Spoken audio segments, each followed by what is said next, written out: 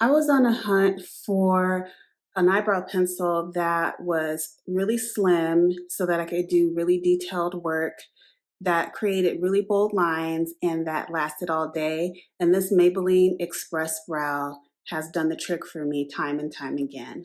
I use color 260, which is the deep brown color. And this pencil has a spoolie on one end and it has a cover to it. And then the pencil itself is on the other end and it's retractable so you can wind it to go up and down. So to use this brow pencil, I wind up just a little bit because if you wind up too much at once and apply too much pressure, you will snap this because it is quite slender. So I have a little space or a little scar on my eyebrow. And this pencil does a great job of filling it in without making it look too fake, if you know what I mean, or too dark.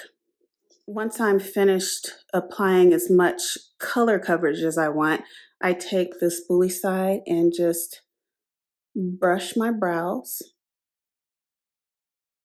And there I have it. My brow is filled in and it looks much nicer. It looks done and I'm ready to go for the day. So if you are looking for an eyebrow pencil that is precise and that lasts all day, I 100% recommend the Maybelline Express Brow.